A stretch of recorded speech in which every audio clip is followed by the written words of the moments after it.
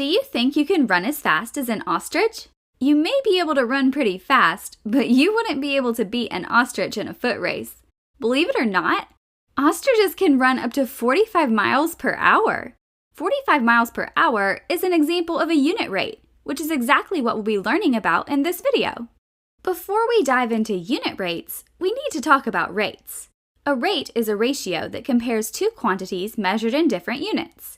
For instance, if we say an ostrich can run 90 miles in 2 hours, that's an example of a rate because we're comparing two different units, miles to hours.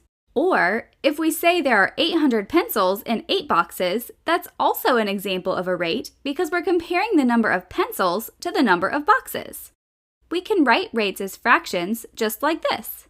Alright, so now that we know what rates are, let's move on to unit rates. A unit rate is a rate written using 1 unit of something. In other words, the second amount must be 1 unit.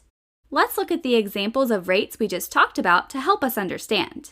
We can tell the first example is not a unit rate because it tells us how many miles an ostrich can run in 2 hours, not 1 hour.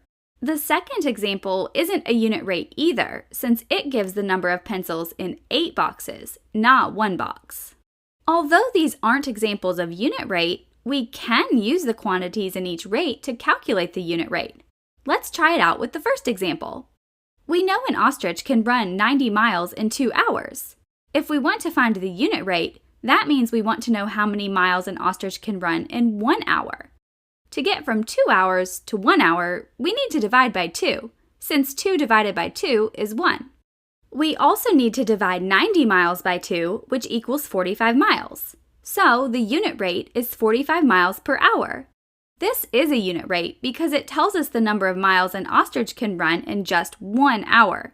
45 miles per hour is equivalent to the original rate, 90 miles in 2 hours, since we divided both the numerator and denominator by 2. For the second example, we know there are 800 pencils in 8 boxes. Just like the last example, to find the unit rate, we want to know how many pencils are in 1 box. To get from 8 boxes to 1 box, we need to divide by 8, since 8 divided by 8 is 1. We also need to divide 800 pencils by 8, which equals 100 pencils. So the unit rate is 100 pencils per box. Let's try finding another unit rate with the information in this example. 120 hours of dance practice in 60 days. The unit rate will tell us the number of hours of dance practice in just 1 day. Do you remember which operation we should use to find the unit rate? If you're thinking we should use division, you're right. To get from 60 days to 1 day, we need to divide by 60. Don't forget, we also need to divide 120 hours by 60, which equals 2 hours. So the unit rate is 2 hours of dance practice per day. I think you're getting the hang of this, so let's try a couple of word problems. A baker uses 24 eggs to make 8 batches of cookies.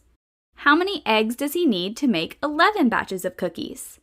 Maybe you're thinking it would be a lot easier to determine how many eggs the baker needs for 11 batches if we knew the number of eggs needed for just 1 batch. I agree. Luckily, we can figure that out by using the information we do know to find the unit rate.